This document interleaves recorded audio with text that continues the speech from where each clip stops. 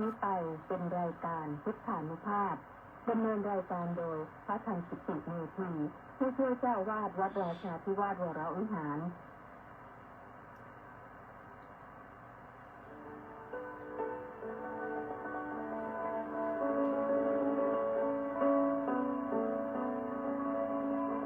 ได้เวลามาฟังพุทธานุภาพเพื่อรับทราบพุทธธรรมคำสั่งสอนเสริมมงคลให้ชีวิตตอนหลับนอนรอพักผ่อนสุขสบายกายใจเทิน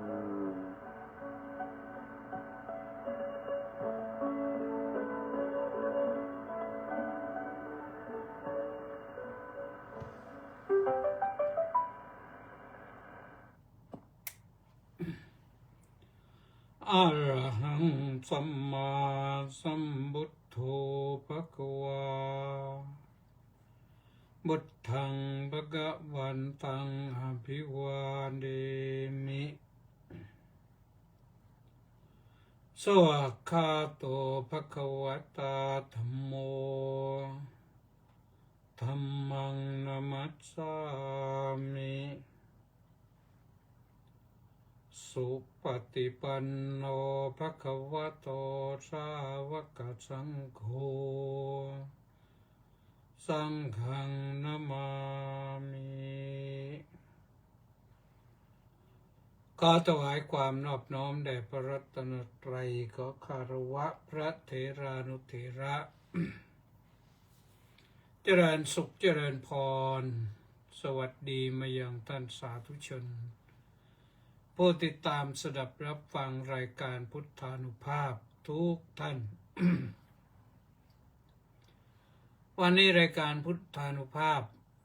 มาพบกับท่านทั้งหลายในวันอังคารที่9ธันวาคมพระพุทธศักราช2568แรม4ค่ำเดือนอ้ายรายการนี้ออกอากาศทางสถานีวิทยุของปนที่1รักษาพระองค์คลื่น AM 1350 กิโลเฮิรตซ์วิทยุเสียงธรรมจากชาวพุทธวัดหทัยนเรศนครปฐม FM 88.25 เมกะเฮิรตซ์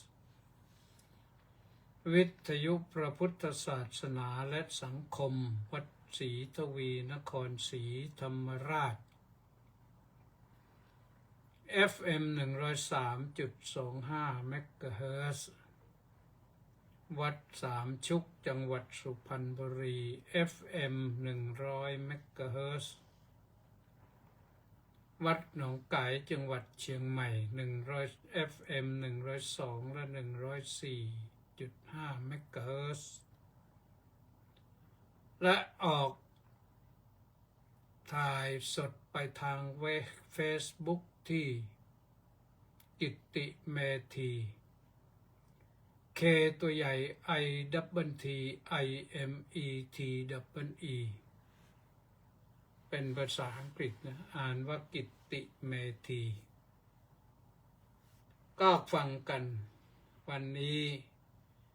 ต้องขออนุโมทนา กับมอกโคนาและ FC อีก667 คนออนไลน์เข้ามาขณะเปิดรายการ ก็ฟังกันไปนะฟังแล้วก็แชร์ไปด้วยแบ่งปันอันนี้เรื่องแชร์ในเรื่องแบ่งปันนะแชร์แปลว่าแบ่งปันแปลว่าให้กันก็เพื่อท่านผู้ที่ไม่เคยฟังธรรมะก็จะได้ฟังธรรมะบ้างและกดไลค์ไปด้วยนะกดไลค์ไปเยอะๆนะแล้วก็กดติดตามด้วยก็ได้นะติดตามไปจะได้ฟังกันทุกวัน ก็ต้อง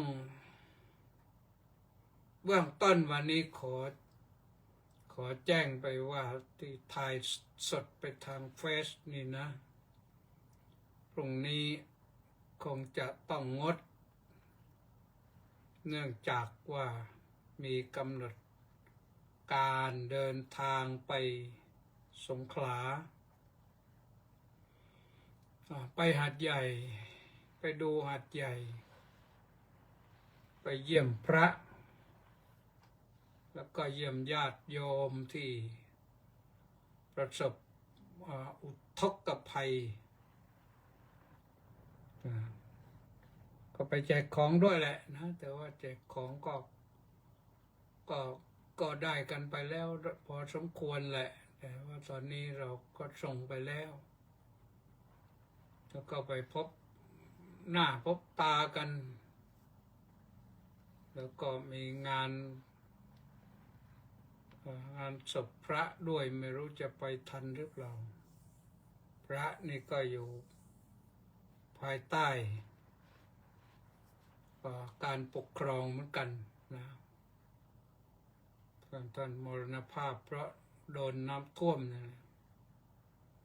เป็นพระรูปเดียวที่มรณภาพไปเพราะน้ำท่วมไม่รู้ว่าท่านเกิดอะไรเป็นอะไรจะตื่นเต้นตกใจหรือยังไงไม่ทราบนะพรุ่งนี้ก็ต้องออกจากวัดแต่เช้านอนเขาพาไปขึ้นเครื่องที่สุวรรณภูมินุ่นไม่รู้คิดกันอย่างไรพาไปโน้นแต่เขาจองตั๋วให้นะก็เลยไปกับเขาถ้าจองเองก็ต้องไปขึ้นดอนเมืองแน่เลยแต่ขากลับนี่ก็มาลงดอนเมืองเลยนะ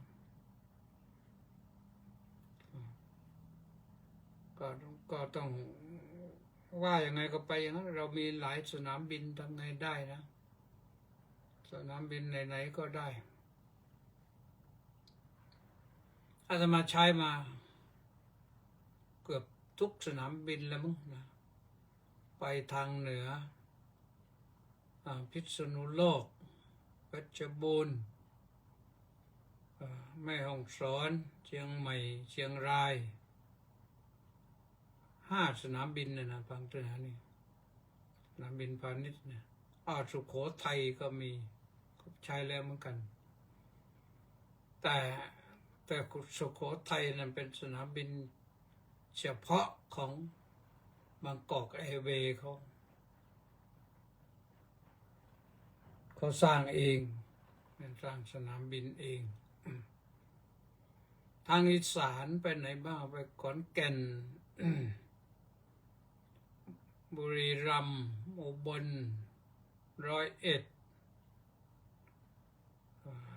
อุดรธานีจังหวัดเลย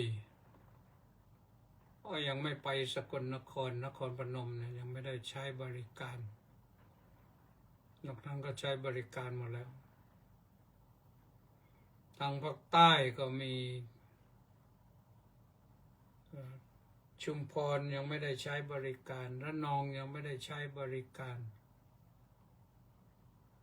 ตัวใช้บริการที่สุราษฎร์ธานีนครศรีธรรมราชภูเก็ตกระบี่ตรังหาดใหญ่ก็มี8 สนามบินนะ9นะนราธิวาสก็เคยใช้แล้วเหมือนกันเคยบินไปลงนราธิวาสความต่างกันก็ที่เวลานะใกล้ๆกับเวลามันต่างกันนิดหนึ่งนั่นว่าเรื่องของการอาศัยการบินสะดวกหน่อยเดี๋ยวนี้ไปมาพรุ่งนี้ไปเช้าก็เย็นกลับแต่เย็นกลับนี่คงไม่ทันรายการเอาละไม่ทันก็เว้นสักวันนะที่ วันอื่นก็ว่ากันต่อไปแต่วันนี้ก็ว่างงานแต่เช้าก็ได้ไม่ได้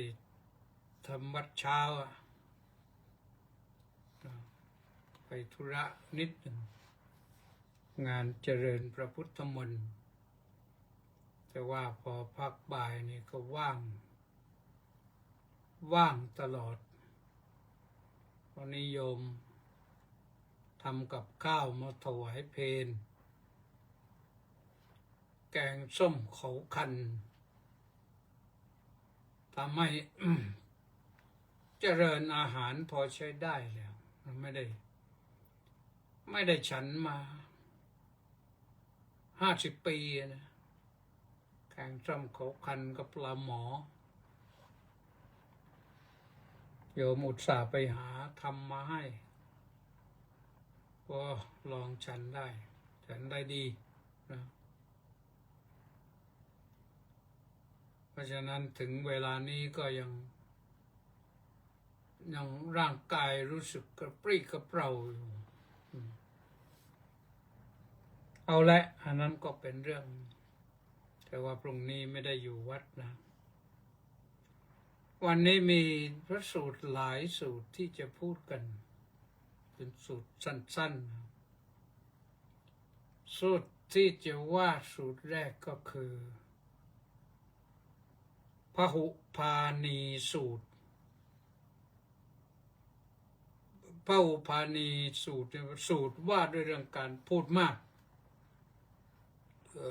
ว่าด้วยคุณและโทษของการพูดมากแต่ในเล่มท่านไม่บอกว่าในพระไตรปิฎกท่านไม่บอกว่ามากหรอกแต่ภาษาบาลีเนี่ยพหุแปลว่ามากพหุพานีคนพูดมากพอคนพูดมากแล้วมันก็จะผิดมากอย่างที่ทรงแสดงไว้ว่าคนพูดมากนั่นโอกาสพูดเท็จมีมากเพราะว่าพูดเรื่องจริงแล้วมันไม่ต้องอะไรมากหรอกนะบางที2-3 คำก็จบนี่พูดเรื่องจริงนะแต่ถ้าเท็จนี่ไปได้เรื่อยแต่พูดจริงยาวๆก็มีนะเช่นเวลาเขาบรรยายธรรมะอภิปรายธรรมอะไรเนี่ยเขาพูดเรื่องจริงพูดได้เป็นประโยชน์พูดธรรมะก็ได้ก็คิดให้ก็คิดแก่ผู้ฟังให้แนวคิดทิศทางให้แนวปฏิบัติแก่ผู้ฟังให้มันเกิดสุจริตขึ้นมาอย่าให้มันเสียหายขึ้นมานะครับพูดมากก็คือเท็จมากโดยทั่วไปนะนอกจากเท็จแล้วก็ออกไปในทางส่อเสียดยุแย่ให้คนทะเลาะกันเดี๋ยวนี้ก็มีเยอะนะถ้าดูทางสื่อโซเชียลนี่พูดเท็จกันเยอะเลยแจ้งข่าวเท็จสรุปข่าวเท็จใส่ความเท็จเป็นอย่างนั้นเป็นอย่างนี้ยุให้เขาทะเลาะกันโดยเฉพาะทางการเมืองเนี่ยก็ยุให้ทะเลาะกันสนุกกันนะแต่เราฟังแล้วก็ไม่สนุกหรอกน่าเบื่อมันน่าเบื่อเขาเท็จได้เท็จดีบางทีเขาไม่เท็จหรอกพูดจริงแต่ว่าจริงสักนิดหนึ่งแล้วก็ที่ไม่จริงกันเยอะจริงตรงประเด็นนะพูดจริงแต่ว่าที่ต่อไปไม่รู้อะไรต่ออะไรนะเคยฟัง เคยฟังเขาอภิปรายแล้วก็บอกกันว่า โอ้ท่านพวกนี้นี่ โอ้ยไปลงทุนทำนั่นทำนี่ใช้ที่ดินเท่านั้นเท่านี้ที่จริงก็ทำจริงกันแหละแต่มันไม่ใช่ตัวเลขที่ว่าไปอ้างเกินตรงนั้นคืออ้างเพื่อจะล้มกันเขาก็สนุกนะพูดจบแล้วก็สนุกไปเรื่อยเปื่อยไปบางคนพูดหยาบนะพูดมากแล้วก็พูดหยาบลบหลู่ดูหมิ่นกันนี่ก็เป็นเรื่องของการหยาบกระทบกระทั่งถึงชาติถึงโคตรนี่มันก็พูดหยาบกดให้คนอื่นต่ำลงมันก็หยาบทำให้ผู้อื่นเสียหายนี่มันก็หยาบคำด่ามันก็หยาบแต่ว่าคนที่เขาพูดเขาก็พูดได้เขาก็พูดสนุกบางทีก็พูดเพ้อเจ้อเด็กๆสมัยนี้พอคำว่าเพ้อเจ้อไม่เข้าใจนะมันหมายความว่าไงเพ้อเจ้อเนี่ยก็ถามกันเพ้อเจ้อคืออะไรนะเพ้อเจ้อก็คือพูดเพ้อไป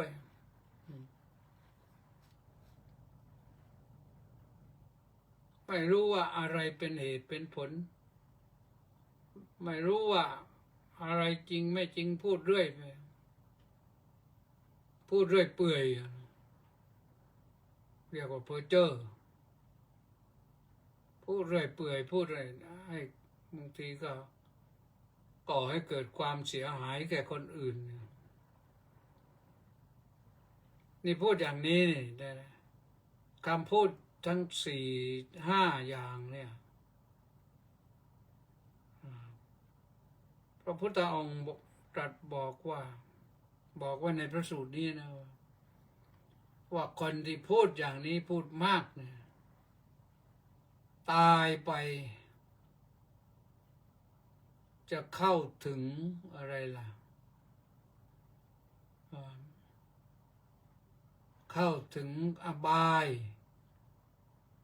ทุกขติวินิบาตนรกภิกษุทั้งหลาย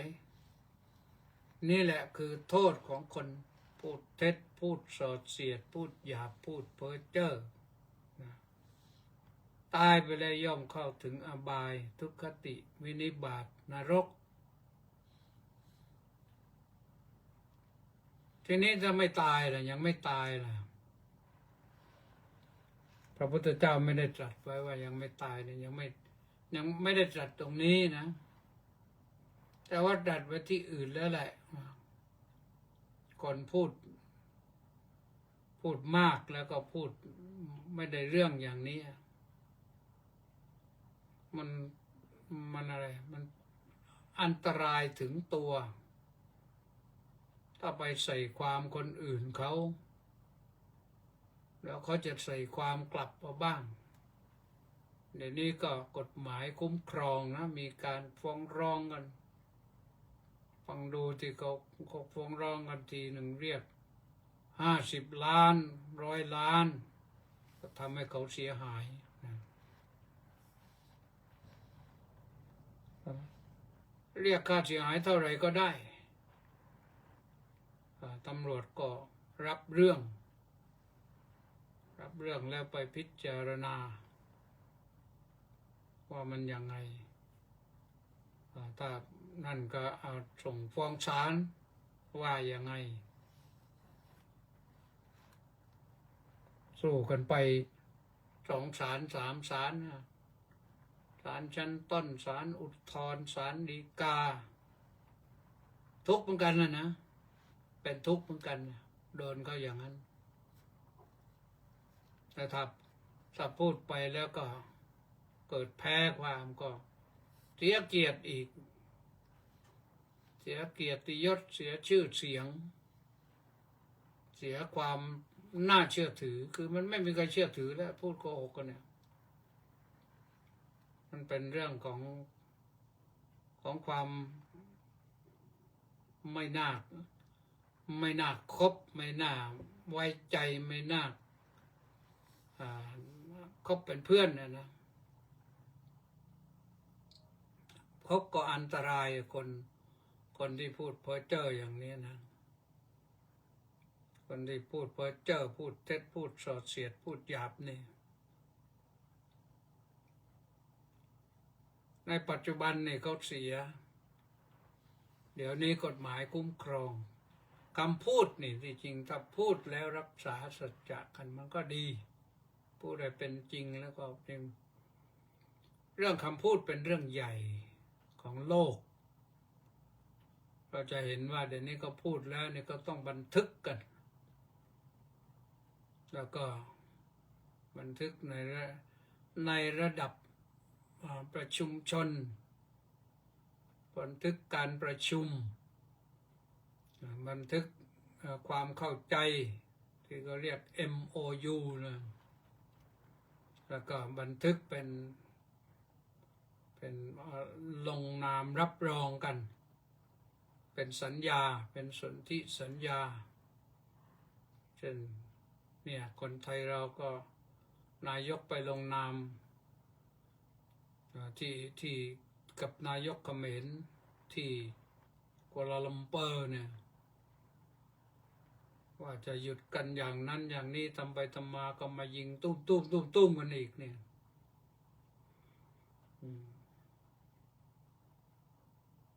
นี่ข่าวไม่รู้เท็จหรือจริงตะกี้นี่อ่านข่าวในโซเชียลนี่เขาบอกว่านายพล BHQ ของท่านฮุนเซนเนี่ยเสียชีวิตไป2 คนไปอยู่ในสนามรบด้วยจริงเท็จแค่ไหนก็ไม่รู้นะข่าวอาจจะเสกสรรปั้นแต่งขึ้นมาก็ได้อาจจะเป็นเรื่องจริงก็ได้แต่ถ้าเสียชีวิตในสนามรบก็น่าเสียใจนะเพราะไม่น่าจะเป็นนะเขมรกับไทยนี่น่าจะยิ้มให้กันดีกว่าอยู่ใกล้กันบ้านเมืองก็ยกหนีไปไหนกันไม่ได้มีอะไรไม่ลงรอยก็มาเจรจาปราศัยกันจบได้มันก็อยู่กันได้โดยดีชาวนาเขมรก็ไม่ต้องเดือดร้อนขายข้าวไม่ได้มันยุ่งนะนั่นก็เป็นเรื่องหนึ่งนะเรื่องที่ว่าปัจจุบันเนี่ยมันเสียหายหลายอย่างหมดความน่านับถือคนที่พูดอย่างนี้นะแล้วคนก็ไม่เชื่อถือเรียกว่าเสียเกียรติแล้วก็ต่อไปภายภาคหน้านี่มันหนักไปกว่านั้นอีกให้เข้าถึงอบายทุกขติวินิบาตนรกนี่มันหนักหนาสาหัสนะอย่าเพิ่งเชื่อเอาว่าอบายทุกขติวินิบาตนรกไม่มีเพราะเป็นสิ่งที่เรามองไม่เห็นสิ่งที่มองไม่เห็นจะบอกว่าไม่มีมันก็ไม่ได้มันก็ต้องมีเครื่องอะไรพิสูจน์ถ้าพิสูจน์ไม่ได้เราก็ต้องเชื่อตามพระพุทธเจ้าไว้ก่อนปลอดภัยกว่านะท่านสาธุชนทั้งหลายก็อย่าลืมนะแชร์บ้างกดไลค์บ้างกดแชร์บ้าง ดกดติดตามบ้างรายการพุทธานุภาพนี่มีธรรมะให้ฟังทุกวันแล้วถ้าสนับสนุนรายการก็โอนปัจจัยเข้ามาที่ปัจจัยเข้าที่บัญชีนะบัญชีธนาคารกรุงไทยเลขที่บัญชี070 026 0870 070 026 0870อันนี้ก็ร่วมเผยแผ่ธรรมะกันได้เราทำไปตามกำลังนะทำมาเคยมี20 บาทก็มี40 บาทก็มี50 บาทก็มีก็หลายสิบก็เป็นร้อยนั่นแหละนะท่านละ100 200ก็มี300 500ก็มีท่านละ1,000ก็มีนี่ทำให้รายการนี่ก็อยู่ได้มาหลายปีแล้วเหมือนกันนะอันมาไม่ได้จดนี่เริ่มปีเท่าไหร่ก็จำไม่ได้แล้วไม่ได้จดว่าเป็นตอนที่เท่าไหร่บางคนบางรายการท่านก็จดไว้ดีแต่วันนี้ตอนที่นั้นวันนี้ตอนที่เท่านั้นนะจดแต่วันที่เดือนพ.ศ.ไม่จดนั่นก็เราจัดทุกวันก็ปีหนึ่งก็365 ตอนก็แล้วกัน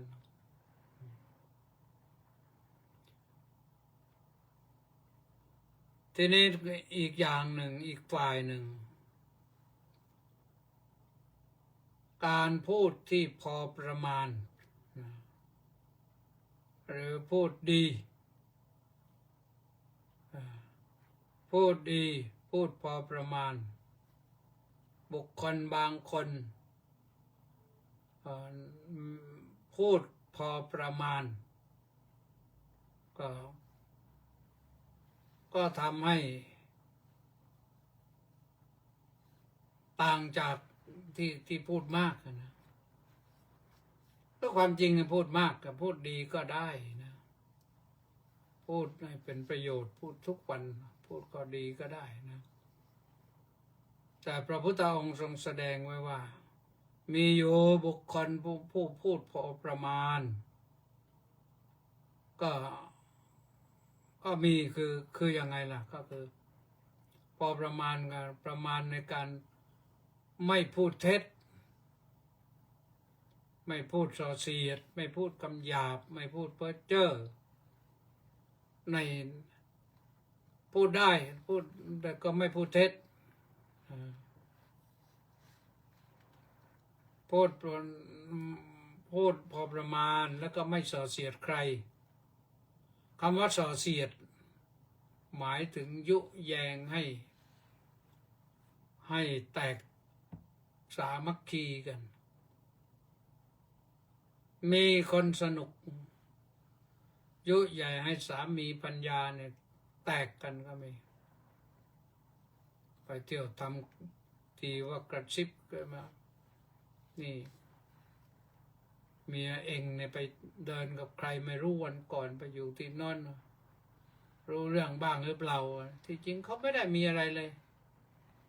ทำให้เพื่อนไม่ไว้วางใจกันในครอบครัว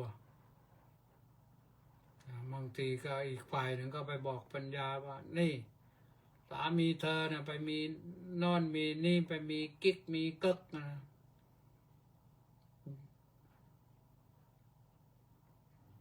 ไม่รู้เรื่องราวบ้างที่จริงเขาไม่ได้เลยเขาอยู่กันด้วยดีอยู่นี่ก็รักกันด้วยดีอยู่สามัคคีกันพร้อมเพรียงกันดีอยู่นี่ตามเขาไม่ไว้ใจกันหวาดระแวงกันในที่สุดก็อาจจะถึงทะเลาะเบาแวงกันได้พอเขาทะเลาะเบาแวงกันแล้วอันนี้คนที่ยุแย่นี่ก็คือสนุกกันทำงานสำเร็จ ยุแย่ให้คนอื่นทะเลาะกันสำเร็จ มันเป็นไปได้นะมีคนประเภทนี้มี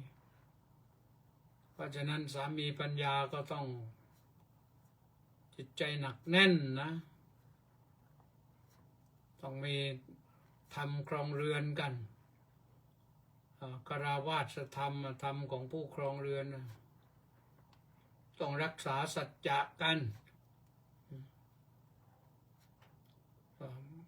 พบกันแล้วก็บอกกันว่ารักกันอย่างไรก็รักกันไปอย่างนั้นนะโน้นจนกว่าชีวิตจะหาไม่นั่นแหละรักกันแล้วอยู่กันแล้วก็ต้องมีรู้จักความข่มใจนะแม้จะถูกยุแย่อย่างนั้นก็ต้องรู้จักข่มใจอย่าโมโหโกรธาขึ้นมาทันทีเพื่อนมาหลอกให้แตกกันมาโหทันทีเลยเอาอย่างนั้นอย่างนี้เนี่ยเพื่อนบอกนี่เพื่อนรักกันนี่บอกนี่มันอย่างนี้แสดงว่าไว้ใจกันไม่ได้ไม่เชื่อใจกันแล้วเราทะเลาะกันเลยทีนี้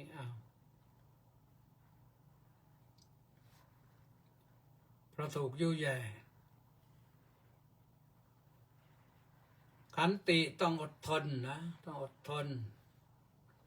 ขันติปรมังตโปติติฆาต้องอดทนขันติธรรมนี่เป็นเยี่ยมชนะได้เพราะขันติเหมือนกันนะแล้วก็มีจาคะคือความเสียสละต้องเสียสละอารมณ์บูดอารมณ์เสียฟังอะไรมาก็ต้องอย่าเพิ่งตัดสินอย่าเพิ่งเชื่อไปทันทีคุยกันก่อนว่าอย่างไรไม่ต้องทะเลาะกันสัจจะธรรมะขันติจาคะนี่พระพุทธเจ้าให้เป็นปรัชญาแห่งการครองรักครองเรือนถาวรนะไม่เชื่อก็ลองปฏิบัติดูนะ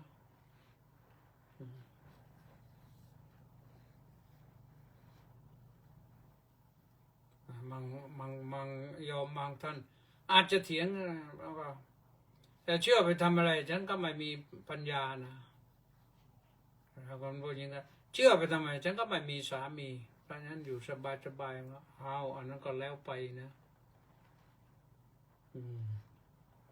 แต่สุรพลก็บอกว่าเป็นโสดทำไมอยู่ไปให้เศร้าเหงาซวงเพราะนั้นก็อย่าเป็นโสดโยไปแต่อยู่ก็อยู่มีคู่ครองแล้วก็รักกันให้จริงอย่าทะเลาะกันอย่าไปฟังคนอื่นมากแต่เพื่อนยุแย่แล้วก็ระแวงสงสัยทำเป็นคนขี้หึงไปอีกมันแตกจริงนะไม่พูดคำหยาบไอ้คำหยาบนี่สมัยนี้ก็มีเยอะมากเลยพูดคำหยาบฟังแล้วแสลงหูฟังแล้วขยะขยงขนลุกสู้เหมือนกับของปฏิกูลนะเหมือนกับเดินไปเห็นของปฏิกูลซากสัตว์ที่มันเน่าเหม็นนะหยาบคายดูไม่ได้รับไม่ได้มันเป็นเรื่องที่มันมีกันอยู่นะโดยเฉพาะเด็กรุ่นใหม่นี่ภาษาค่อนข้างจะหยาบมากภาษาสมัยใหม่ฟังแล้วก็ไม่รื่นหูเลยนะคำหยาบนั้นหมายถึงคำที่คำพูดหยาบคำด่าคำอ้ายอีมึงกูนี่ก็เป็นคำหยาบนะ เป็นคำด่าก็เป็นคำหยาบคำลบหลู่ดูหมิ่นก็เป็นคำหยาบคำพูดไอ้กดไอ้คนอื่นต่ำลงนี่ก็เป็นคำหยาบคำพูดที่ยกเกินไปก็เป็นคำหยาบนะเขาแค่นี้ยกไปให้คือโน้นมันสูงริบเรี่ยวเลยนะเกินความจริงก็เป็นคำหยาบเหมือนกันนะพูดให้มันพอดีนะพูดไม่ให้เขารู้สึกเก้อเขินเคอะเขินนะพูดคำสุภาพเรียบร้อยนะครับผมคะขาพูดคำที่คุณครับผมครับอะไรต่างๆรู้จักขอโทษขออภัยไม่พูดอะไรให้มันเกินนะนี่ก็เรื่องของคำพูดนะคนที่รู้จักพูดพอประมาณเนี่ยเขาไม่พูดคำเหล่านี้หรอกนะมันเกินประมาณพูดคำหยาบเกินประมาณ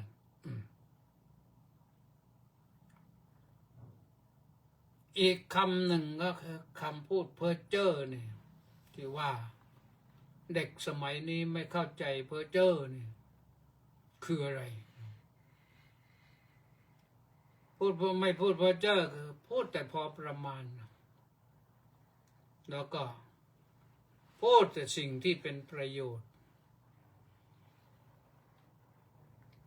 เช่นพูดเป็นธรรมะก็ได้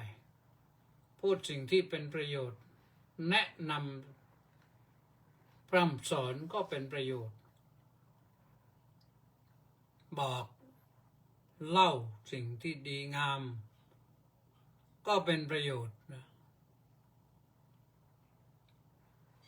เพราะฉะนั้นเมื่อทำได้ในห้าประการนี้ที่ว่าพูดพอประมาณนี่มันจะมีอานิสงส์ตามมาอานิสงส์คือในปัจจุบันเนี่ยได้รับความนับถือยกย่องนับถือให้เกียรติก็คนก็ให้เกียรติก็ยกย่องก็นับถือว่าคนนี้พูดจริงคนนี้พูดน่าฟังพูดไพเราะพูดแล้วได้สาระประโยชน์เนี่ยเขาจะชมมาอย่างนี้พอได้อย่างนั้นก็ทำให้อยู่สบายมีที่พึ่งเรียกว่าเป็นคนที่พึ่งได้พูดแบบปราชญ์แบบบัณฑิตนี่พึ่งได้ทำให้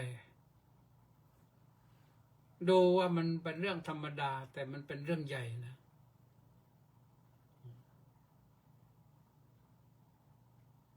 มันเป็นเรื่องใหญ่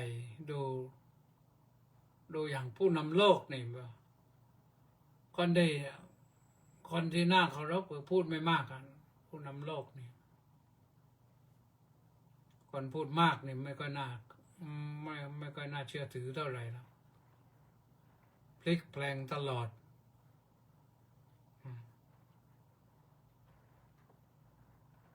มีเกียรติมีศักดิ์ศรี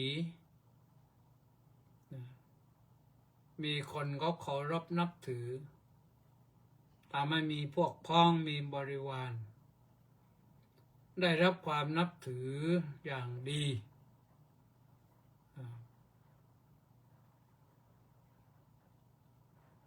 นี่ในปัจจุบัน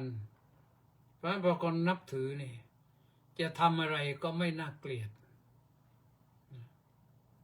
มีแต่จะได้รับการสนับสนุน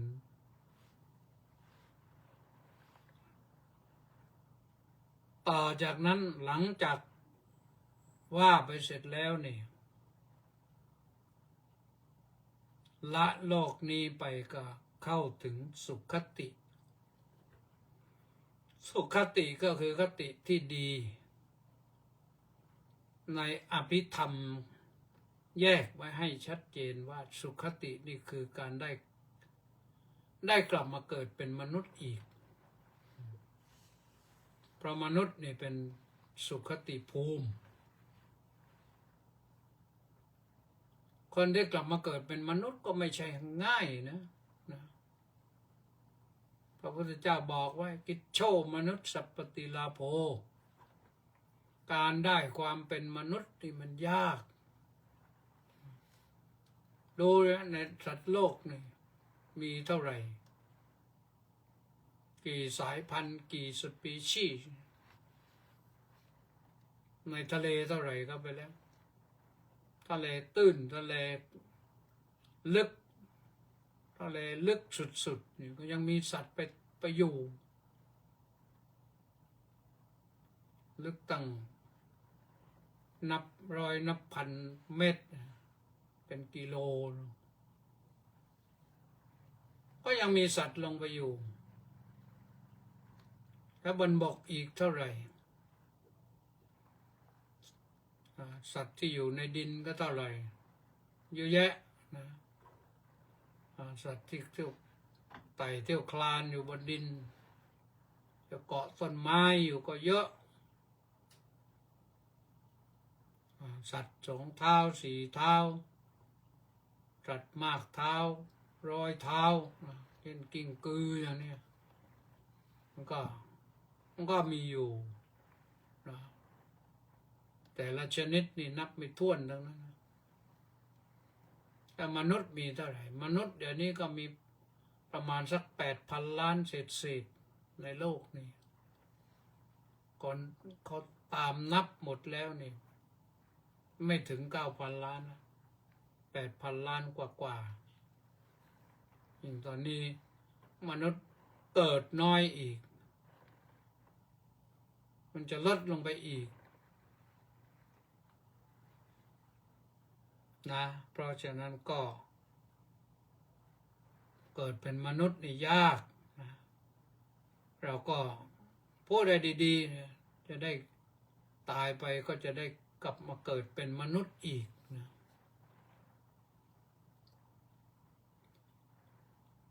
อีกอย่างหนึ่ง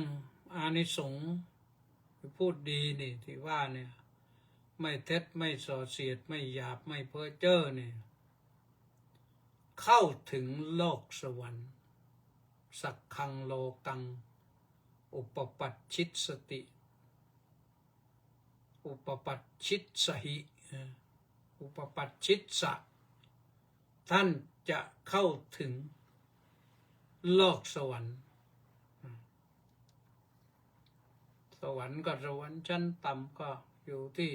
ภูมิเทวดารุกขเทวดาอากาสัทธเทวดานั้นสูตรหนึ่งเทวดาอยู่ตามพื้นดินก็มีเทวดาอยู่ต้นไม้ก็มี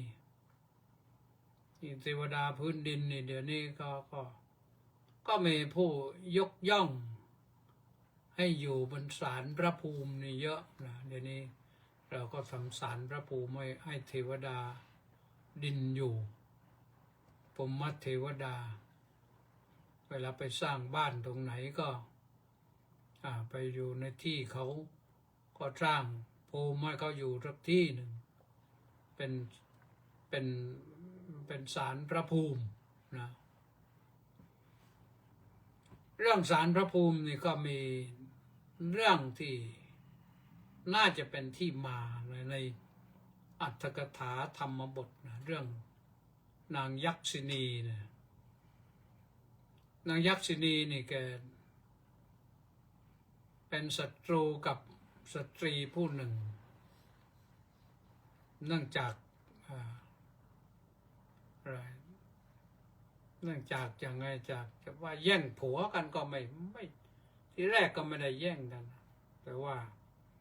ยักษินีแก จะมีสามีแล้วแกเป็นหมันนี่พอเป็นหมันก็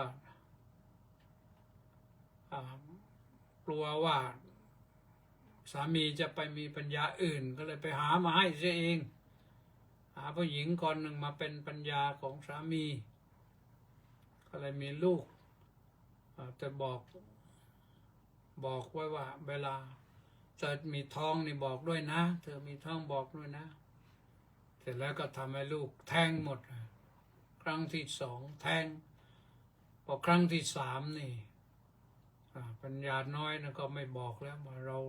ราต้องการมีลูกนี่ในที่สุดก็ไม่บอกแล้วไปคลอดที่บ้านแม่นางยักษินีนี่ก็ตามล่าเลยทีนี้จะเอาลูกมาฆ่าจะให้ได้นางต้องพาวิ่ง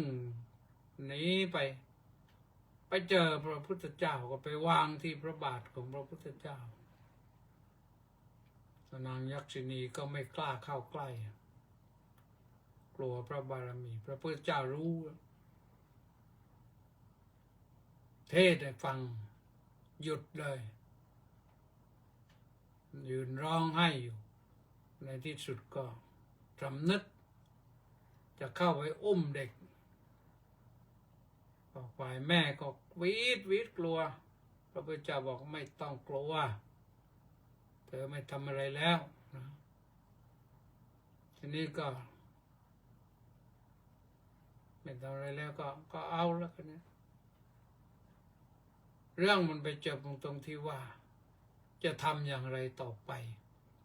ก็มีเรื่องว่าให้ผู้หญิงผู้นั้นนะที่เป็นแม่แท้ๆนะสองคนพันสามีก็ไปอยู่บ้าน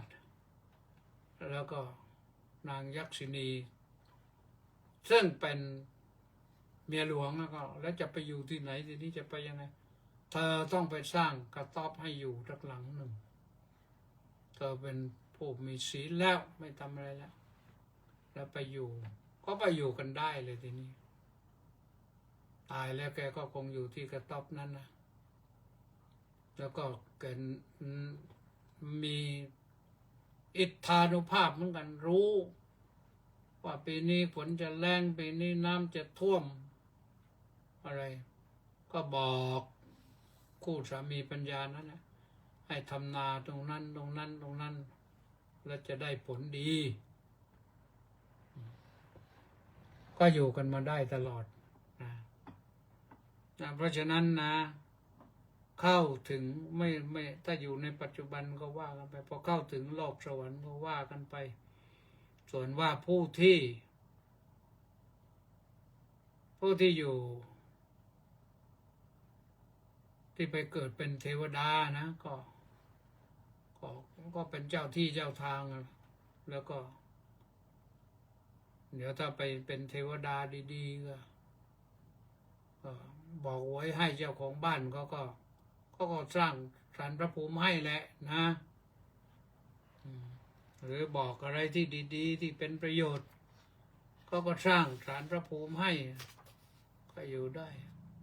ไปศาลพระภูมินี่น่าจะมาจากเรื่องตรงนี้นะอันนี้จะมาเดานะแต่ก็ไม่รู้เป็นนักธุรกิจใหญ่ๆมีสร้างตึกอะไรขนาดใหญ่เขายังมาตั้งศาลพระภูมิบนชั้นสูงสุดเลยก็ถือว่าลบไม่ได้แล้วศาลพระภูมินะลบไม่ได้นะมีผู้ที่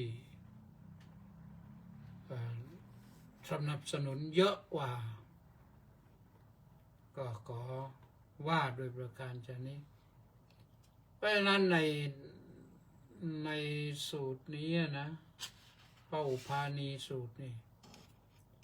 พูดมากก็ได้แต่พูดให้มันดีอย่าพูดเท็จอย่าพูดส่อเสียดอย่าพูดคำหยาบอย่าพูดเพ้อเจ้อ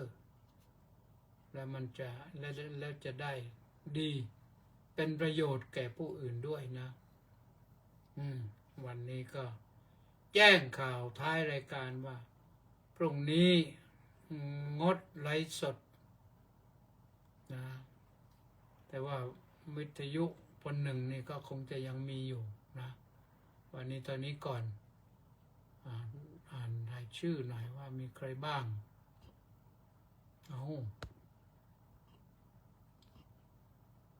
มีใครบ้างวันนี้คำรณแย้มเยื้อนมาก่อนใครสมศรีลักษณะวิลาศกำรณบอกว่าน้อมกราบคารวะพระเดชพระคุณพระธรรมกิติเมธีด้วยความเคารพอย่างสูงขอรับสาธุครับ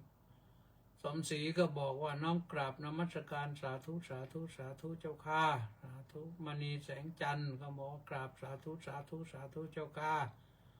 สาธุหนูปานลักษณะวิลาศก็บอกว่าน้อมกราบนมัสการสาธุสาธุสาธุเจ้าข้าสาธุวัดป่าบนเนินสุโขทัยโอ้ยท่านพระครูมาแล้วหายไปหลายวันแล้วน้อมกราบถวายพระเดชพระคุณครับพร้อมสาธุต้าสิทธิมงคลก็บอกว่านมัสการสาธุครับวีรวิทย์ระฆังทองก็บอกว่ากราบนมัสการพระคุณเจ้าสาธุสาธุสาธุสาธุรังสรรค์ทองสร้อยก็บอกว่าน้อมกราบนมัสการถวายความเคารพพระเดชพระคุณท่านเจ้าคุณด้วยความเคารพสาธุสาธุสาธุครับสาธุกฤษไกรดิษฐ์กราบนมัสการท่านเจ้าคุณครับสาธุนี่วันพรุ่งนี้เจอกันหรือเปล่าเนี่ยพรุ่งนี้เขามีรถไปรับแล้วนะนี่เขาอยู่หาดใหญ่สริตพงษ์เทศบำรุงสาธุครับพระอาจารย์สาธุเจพรแหลมทองเหงาสาธุสาธุสาธุค่ะสาธุเฉลิมพงษ์กำแพงแก้วสากราบสาธุพระอาจารย์สาธุแม่ชีสมใจสาธุสาธุสาธุสาธุเจ้าค่ะสาธุใครอีกไหมทองใสราชโคตรก็บอกว่าน้องกราบนมัสการหลวงพ่อเจ้าคุณขอรับสาธุสาธุสาธุสาธุกิมเอ็นบุญท่านก็บอกว่ากราบนมัสการเจ้าค่ะสาธุสาธุสาธุเจ้าค่ะสาธุป้าจ่ายจินดาน้องกราบสาธุสาธุสาธุเจ้าค่ะป้าจ่ายไม่ลืมนะสาธุมัคโคนาโมเมหมอกราบนมัสการสาธุช่วยส่งกำลังใจให้ทหารไทยด้วยนะเจ้าค่ะส่งเลยสาธุสาธุทหารไทยสบายอยู่แล้วนะนักสู้อยู่แล้วนะเดี๋ยวจะบุกไปถึงพนมเปญนะวันนี้ก็หมดเวลาเท่านี้นะ